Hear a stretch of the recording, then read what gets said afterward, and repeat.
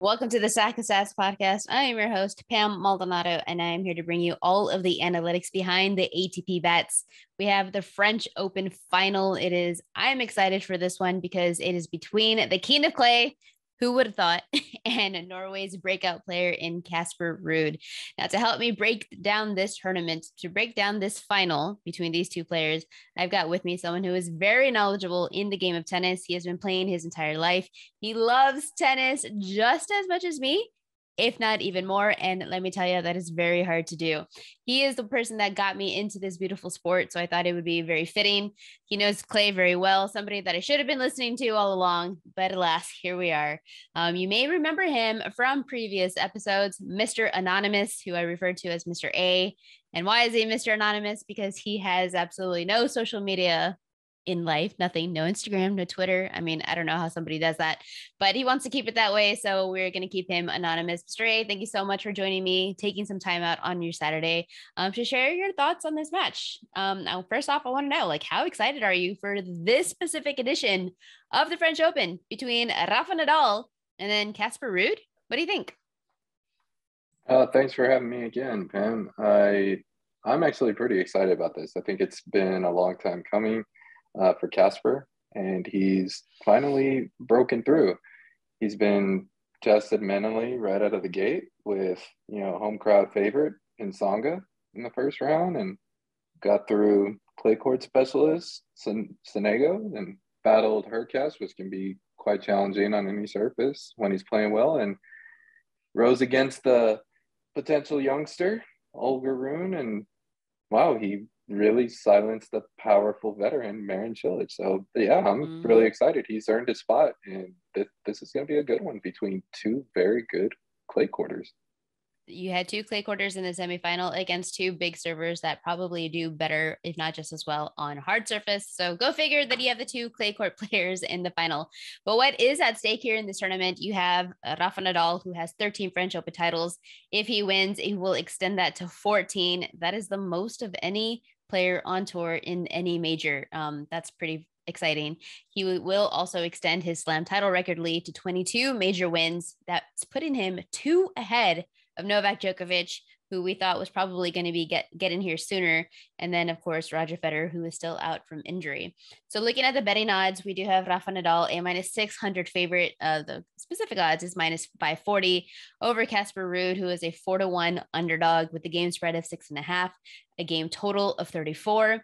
I want to break this down a little bit differently. I know that we have whale capper Drew Dinsick of the NBC Sports Bet and the host of the Deep Dive podcast. He generally joins me to talk about the odds and where the value lies and whatever. And it's really helpful. Definitely, absolutely super helpful. Then we usually have Gil Gross of the Tennis Channel podcast. I kind of want to just do things a little bit differently. We have one match left to talk about. So I want to break it down this way. I want to talk about how it's going to get in 3, how it's going to get in 4, how it could get to 5. But first, before we get into that, I do want to break down the players, talk about the players who are in this. Rafa Nadal, he absolutely needs no introduction. He has 13 French Open titles. That is the most of any player in any major. Here at Roland Garros, Rafa Nadal has a 111-3 record at Roland Garros. His only 3 losses have come to Robin Soderling and twice to Novak Djokovic, and he has his own statue here on grounds. So he owns this place. He was the 3rd favorite, not the 1st, not the 2nd. Nadal was the 3rd favorite at 4-1 odds to win the French. And I am not holding that ticket. I am definitely kicking myself in the ass right now. And right now he is a minus 600 favorite to win the match. So Mr. Anonymous, my question to you is, what about Nadal's game helps him not only own clay, but own Roland Garros? It's got to be the surface. He's so comfortable in it. His movement on the court is so good. We're kind of getting a glimpse of that movement and watching Carlos Alcaraz at 19. That's how Nadal's moved even today at 36, just a day ago. Not to mention his left-handed forehand. That forehand, it's monstrous. It's an extreme Western grip that just allows him to really drive some topspin on the ball. And with that, it just makes that penetration of that shot that much heavier into the opposing player that he's facing. He's able to dictate a lot with it, so it really tests a lot of the weaker shots and right-handers, which is usually the backhand side. And that's really what makes him so formidable on this surface. Absolutely. And Casper himself, I mean, he is a really good player that I probably should have seen this coming because he has 7 clay titles. What threw me off guard was that all of them were at the 250 level. So maybe I wasn't giving him enough credit to get here because I did have Chilich defeating him. And well, that definitely didn't work out. But he's eighth in the rankings on tour. What I probably overlooked was that Casper Ruud reached the final this year in the ATP Masters 1000 Miami.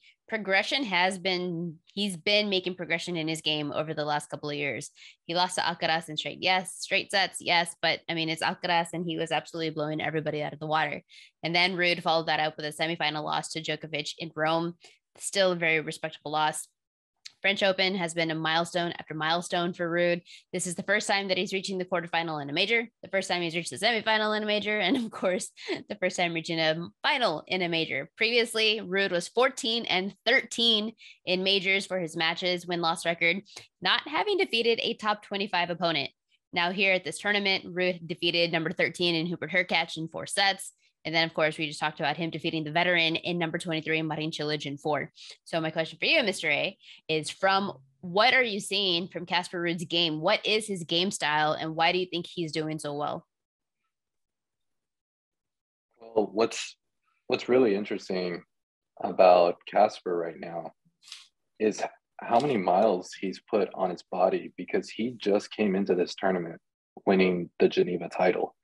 So he came in with some really good rhythm, some really good form, and he needed all of that because from the last couple of years, it looks like he was getting a pretty good handle on this surface. Clay was definitely becoming, the surface that he likes and does well the most, but coming into this season, it just looked like he couldn't get the grounding that he had in previous years, right. But he found it right at Geneva, wins the title, comes in, and has not lost all his way to the final. And I think he was finally able to find that game again. And what's helped him excel here at Roland Garros specifically is this propensity to make adjustments. He's been down in, a set here or there, or there's been a close set, or there's been a close game, and his opponents, outwitting him. But then he goes back to the drawing board and he changes something. He, maybe gives a little moon ball here. Maybe he comes into net. Maybe he does a drop shot. Maybe he picks up the speed on his forehand or puts in a little more topspin for the backhand. Not afraid to get aggressive, not playing too passive. And then that serve, the serve is not going to blow you away. That's not what Casper's serve is. Casper's serve almost reminds me a bit of Federer. Federer is not going to blow you away, but what Federer is going to do is he's going to be precise with where he's putting the ball in the box. Is he going to slice it down the tee to kind of pull you away? Is he going to kick it wide and really craft the point to just expand the court so that he can outmaneuver the opponent even more? So that serve really allows him a lot more control to dictate these rallies and put himself in position to put pressure on his opponents to hold their serve, because if they don't, he sure as heck is. So, and not to mention, he's just backing it up with a really solid baseline game. He's not forcing errors. He's not overhitting. He's not spraying. He's playing very sharp, has good awareness, and that just makes him very hard to penetrate. So I love some of the points that you made. You're talking about his topspin. I think I overlooked just how much topspin he has in his game. And we, of course, know that Nadal excels here because of that topspin. So that was probably an oversight by me. Now I know. And I also love that you're comparing his serve to Federer because, yeah, it may not be a big heavy serve like it is against like Hurkacz or a Zverev or a Cilic, but he is still hitting his mark. He is very precise on his serve. He has 13 aces against Holger Rune in the quarterfinal. He out-aced Marin Cilic in the semifinal, 16 aces to Cilic's 10. So he is hitting his marks. He is hitting his spots. And I also love that you're talking about that he doesn't really make mistakes. That's also part of my notes, is that he is averaging just 22 unforced errors in this tournament. So it's really hard to find leaks in his game. He's just like overall solid in all aspects. And that is what makes this match more interesting than the other. Now, before we get into the scenarios of how this match could be played out, I do have one factor that I think that is worth mentioning, is that Casper Ruud is going to be the first player that Nadal has faced in the final that he has never played before. He has 13 French Open titles. All 13, he has faced his opponent at least once. A majority, if not all of them, he had faced a handful of times or more. So we have, going for Casper Ruud, a surprise factor, a surprise element that could really come into play. Would you agree with that? Yeah, I think that's a fantastic observation. This is just the biggest advantage going into this match is unfamiliarity that Nadal has with Casper's game. Now, this also works vice versa, but at least Casper has shown some success if you look at his history against lefties on clay, including most recently against Shapovalov, which can be, pretty hard to play on any surface, but on clay, it's his shot. Shapovalov hits a really heavy ball, has a squirrely serve, shown that he can handle that. Even against Albert Ramos Vignolas, like there for a couple of years, he was getting his butt handed to him by Albert, but recently he finally conquered that demon, and Albert has the same thing. He's got, wicked lefty topspin, and you saw it when he almost beat Carlos Alcaraz in this French Open. So, Casper's seen that type of lefty game specifically on the surface, whereas Nadal kind of doesn't really have a handle at all of Casper. Now, that's not to say he's not aware of him at all. He knows he's going to be solid. He knows all that. But the feel that you have, what does that feel like on court? That heavy ball, that misdirection here. How does he telegraph shots? What is he doing on his serves? I have no data on him on what he's going to do when he's down a break point. What's his favorite shot in the ad side? What's his favorite shot on the deuce side? What's his favorite second serve? His conservative serve? Like, he doesn't have that data. His tendencies are right. Yeah. So then let's talk about some scenarios. Nadal, as I already mentioned, he now owns with this year's French Open 111-3 record. Only 3 matches in all of Roland Garros' career for Nadal out of 114 played has a match gone to 5 sets. Only 3 matches have gone to 5 sets. It was 2022 this year against Felix Azir Aliasi. Felix won the first set and the 4th set, and then not before then, 2013 and 2011 against Novak Djokovic and John Isner, and we know, of course, how big of a serve Isner has. Now 13-0 in Roland Garros finals. Nadal has won 7 of those 13 titles in 4 sets, 6 of those in straight sets. So then let's start breaking down some scenarios. Scenario number 1, what needs to happen in order for Nadal to win in straight sets? I think Nadal has to come right out of the gate at a high level, similar to how he did surprisingly against Novak Djokovic. Up until the Novak Djokovic match, it looked like Nadal had to find that level, had to reach for that extra gear. But when he showed up against the court against Novak, it just came out fire right out of the first set, blows him away. Like, that's the type of level that Nadal needs to bring and sustain if he's going to go straight sets. You also saw that in the Zverev match. Nadal came out at a super high level. This is probably some of the best tennis I've seen Zverev ever play on clay. And Nadal is able to play that man, be down 6-2 in a tiebreaker, and still come back. Like, that's the level that Nadal has to come out with if this is going to be a straight set match victory. He has to come out playing like the GOAT he is, the king he is on the surface, and not let his foot off the gas pedal. Nadal, he was down 4-1 at Djokovic in the quarterfinal. He ended up winning that set in the 4th set to close it out in 4. And then, as you mentioned, Nadal was down 6-2 in the first set tiebreak to Zverev in the semifinal, and he ended up winning that set. So that is the type of In order for him to win that, needs to either one, not get into those situations in the first place, and number two, just have that mental ironclad mindset that I talk about over and over again. And it is just as much of a mindset as it is a skill that gets him over those humps and just like completely frustrates players. So then that is my question next is scenario number two. What needs to happen? Novak was able to take off a set. Zverev should have taken that first set. What needs to happen in order for Casper Ruud, who has never faced Nadal before, in the French Open final? What does Ruud need to do in order to get one set off of Nadal? He's going to have to do what all the other players have done to get sets off Nadal, and that's throw something different at him. He needs to continue to make adjustments when things are not going his way. That's how he acted against Marin Cilic. That's how he acted against Tsonga. That's how he acted when he went down against Sonego. Like, Casper's showing that he is a boxer on the clay court, which is pretty much what you have to be. You need that boxing mentality on clay because things are so slow and shots are so neutralized. Your weapons, they just don't penetrate as much. So you have to keep your opponent guessing tactically.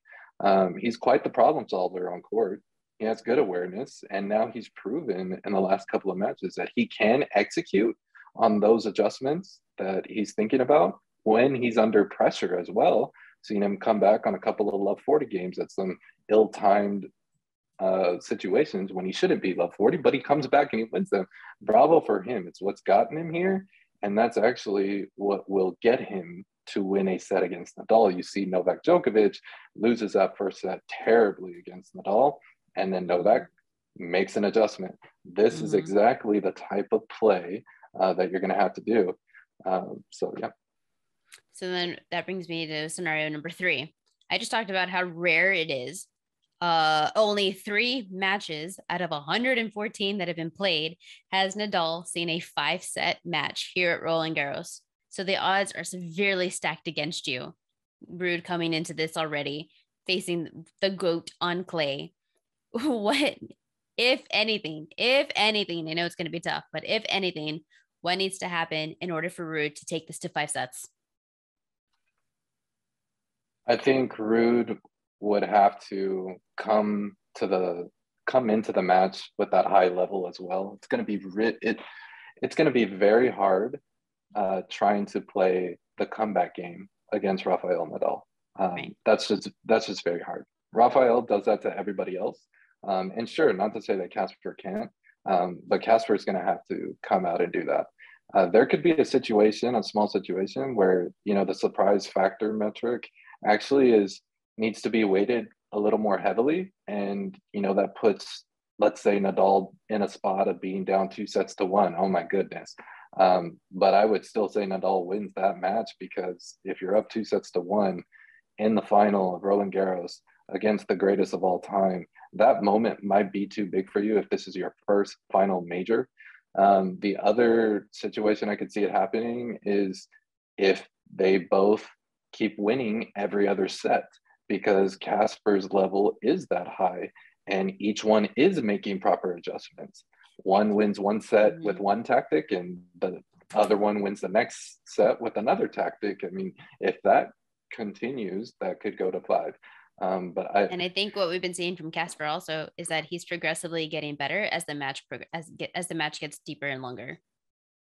Yeah, it's really something to see how fresh Casper looks too. I mean, every match we're looking at, and just like I mentioned, like he's come into this playing Geneva. This has been 3 straight weeks of tennis. This is and he still looks fresh. That's incredible to me. So, yeah. So we're talking about a scenario where Nadal is the comeback king. He's not only the king of clay, but he is the king of comebacks. Down 4-1 to Djokovic in the 4th set in the quarterfinal, won the set, closed it out in 4. Down 6-2 in the first set tiebreak to Zverev, won the set, well on his way before the injury unfortunately occurred. If Casper finds himself in a position where he is up on Nadal at any point, either he is up a break, he's up a double break, he's up a set, he's up 2 sets. If he finds himself, Ruud, up against Nadal, what's the mistake that he needs to avoid in order for Nadal to not make that comeback? to What not does he have need to do to hold? Oh, yeah. Yeah, to not have confidence in his service ability. Remember, we talked about how much of a weapon it is that Casper has such a good serve. Well, if Casper finds himself breaking Nadal, is he going to be able to use that service weapon to consolidate those breaks, to win the set, and maintain that break of serve against Nadal? That's what's going to get Casper to go ahead and close the door on Nadal, is having that service weapon show up when it needs to. Not on a comeback, but on a close the door situation. That's amazing. I also was checking at I think Casper's definitely, I'm not going to say live here. I'm not going to say he's going to knock off the King of Clay. That's a lot of data points that you have to overcome in order to get that done. But I definitely believe, I'm in agreement with you, that Casper can keep this more competitive than people believe are leading on. Nadal and straight absolutely can happen. But I'm in agreement with you that the surprise factor alone is definitely enough to make this at least a 4-set match, in my opinion. So we'll get to some of those odds in a bit. But I was looking at the weather forecast, and in his match against Zverev, the roof was closed because it was raining. So I checked the weather. There's going to be rain. There's going to be storms. So there's a potential there, again, for the roof to be closed. Now, open roof, closed roof. Does that benefit either player or hurt? You could say that a closed roof might help Nadal, only because the humid conditions have been said to be making the ball feel a little heavier. Like I saw Nadal looking at his box on that Zverev match and kind of expanding his hands as if to say, things are playing really big here. Like sometimes when that humidity is that high, the ball can expand. And Zverev already hits the ball really hard, which means it's really hard for Nadal to return that force of ball speed coming at him, because now it's bigger, right? It might have felt like a small rock, but now this is a boulder coming at me. So it's really hard for me to dictate play and change the direction, go up the line. I think the commentators were talking about Nadal couldn't get a forehand winner until the tiebreak. And I mean, that just goes to show you how those conditions didn't help Nadal. That was actually more helpful to Zverev. But in this particular matchup, you don't really have really high power hitters other than Nadal's crazy forehand. But I feel like it's a minor factor just because Casper's already shown that he has the ability to handle and control power hitting like he did against Cilic. So that's why it's like, I feel like it can be helpful to Nadal, but I think only minor. What I do think what would be more important is if there's some type of delay or disruption, and let's say Casper's in the lead, I think that could help Nadal. That'll help whoever is behind to change the momentum of a game. Well, looking at the odds, for Nadal to win in straight sets, you're getting even money. For Nadal to win in 4 sets, if you're talking about like exact betting, exact matchup, for Nadal to win 3-1 is plus 245. For Nadal to win 3-2 is plus 500. For the odds for Casper to get 1 set off of Nadal is minus 130. And for him at plus 1.5 sets is 2-1. Just based off of everything that we're talking about, based on what you've seen, based off of what we know from Nadal, the history that he hasn't gone to 5 sets, that he's winning in 4 or better, 13 French Open titles, a lot is on the line. He could win 14. He could win Grand Slam number 22. What's your best case scenario? What's your prediction for how this match is going to end up? I think more often than not, the probability lies with Nadal winning in 4. And because of that, if the betting markets are allowing you to only pay 130 juice, then you take that.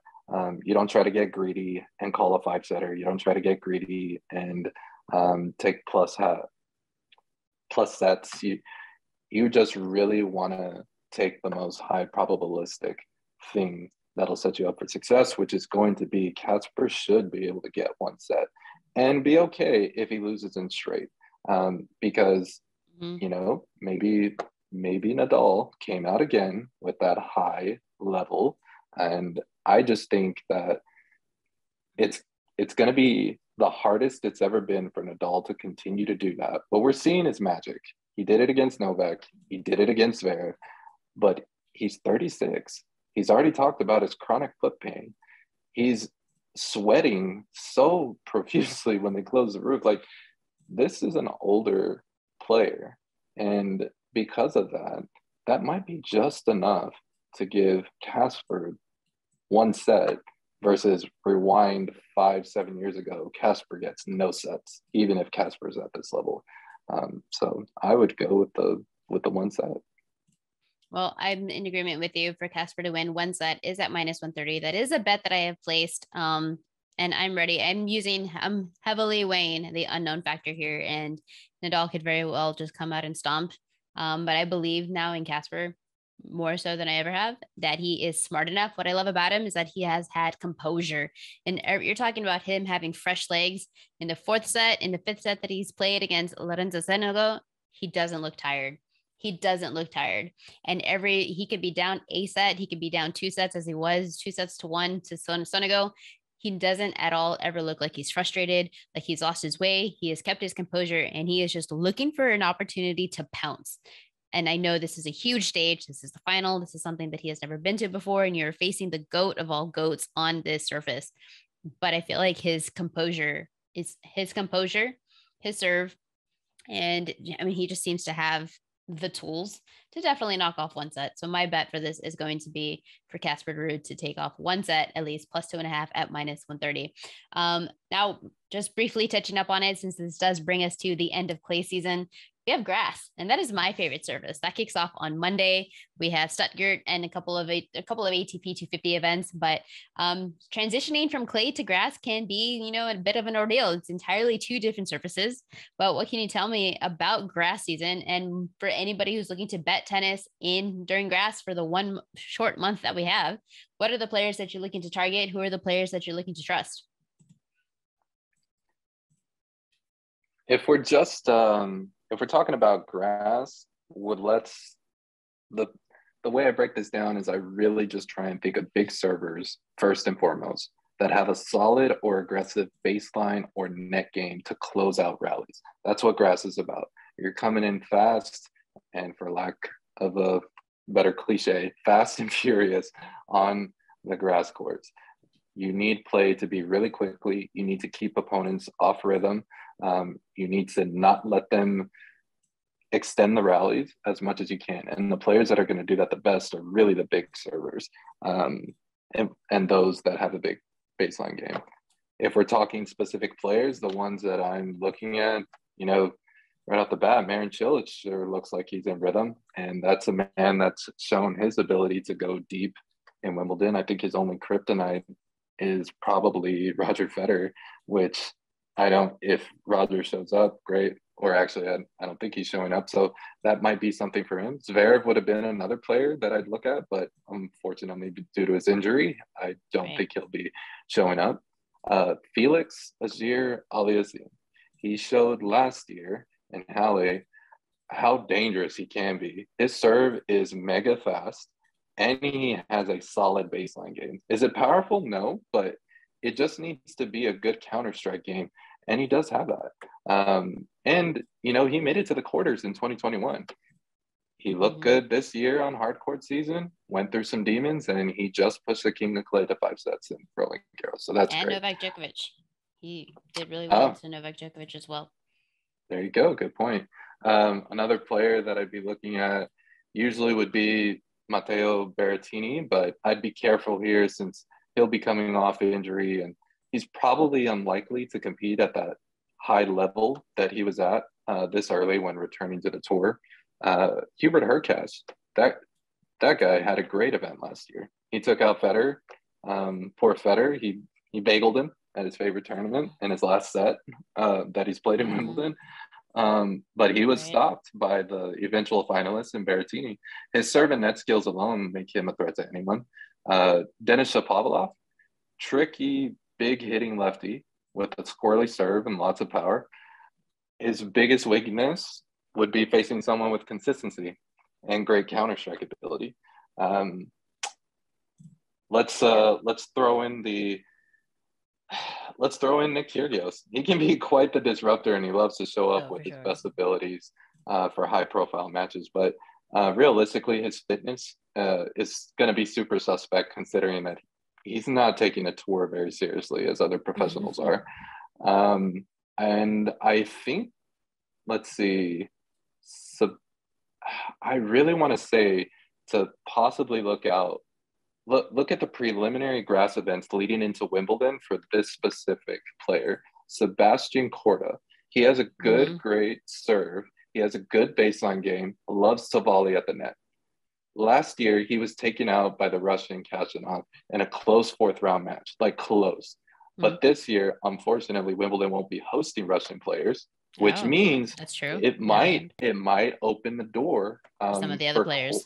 For some of these other players that were knocked out, because you're not going to have a strong Rublev, you're not going to have a strong Medvedev, you're not going to have Khachanov. Like, those are players that, hit big balls. So, I think those are the people I'd look out for. And of course, you cannot forget the one that neutralizes all of that, Novak Djokovic, the best returner of all time, neutralizes almost all big surfers on the surface, fabulous counter-striking ability. And probably the most important scary factor, he's got a chip on his shoulder for how things have gone for him right now in 2022. The Australian Open situation, losing to Nadal in disappointing fashion at Roland Garros. He's super hungry. Potentially going to be two behind in the slam title record. He's no longer world number one. In a couple of weeks, he'll be world number 3. Exactly. That was going to be my last point. Is he's going to want to regain his number 1 status on tour. I'm not sure if he wants to regain his number 1 status, more so as he wants to play catch up in the slam title record. He's at 20 tied with Federer right now, and maybe what's more important to him is those titles rather than the number 1 spot. But number 1 spot, as we talked about, rankings helps you with draws. So for that reason alone, yeah, no, I couldn't agree more. He wants to make a legacy. That's what he wants to do. So. Well, Mr. Anonymous, I really do appreciate you taking the time on this Saturday. I definitely can't thank you enough for breaking this down with me. I hope to have a great match. Just because I love tennis and I'm not ready to see Nadal finish on clay, I'm hoping this goes 5 just so we can see magic, because the longer it goes, the more thrilling it could be. Nobody wants to see a straight set victory, especially Casper Ruud. So I thank you, Mr. Anonymous, for joining me today. Any last final thoughts? No, thank you for having me. It's great to be on here. Thanks for keeping my anonymous status. I appreciate that. I'm kind of a private person. But one thing I'll say too is there is a potential to have a really nice final. Maybe a lot of recreationals don't, recognize the name Casper Ruud. But if Casper really can keep a composed state of mind, I think he'll be able to bring some entertaining complication to this game of tennis, and really just entertain us with tactics, adjustments. You'll just be like what Jimmy Connor says, boxing at 90 feet, except now these players play so far behind the baseline. It's basically boxing at 100 feet. 120 for Nadal. Yeah. And that's probably the last point I'll say is, like, yes, Ruud does have a very good precise serve, but Nadal has a way of always putting the ball back in court. So, Casper's not going to get away with, just winning off the first ball. Hopefully his team is prepping him mentally to say, look, you're not going to win off the first ball. Usually with Nadal, you got to win off the second or the third, because guess what? That Spaniard does not quit. Even if he's against all odds. So, yeah, I think it's going to be a great matchup and it'll be fun. Well, then that does it for another episode of Stack of Stats. We have the French Open final between Rafa Nadal, the king of clay, and Norway's Casper Ruud tomorrow, Sunday. Check it out. I'm sure it is going to be a good one. And do make sure to follow along as grass season is here. That's my favorite season. So I'll definitely be doing some more of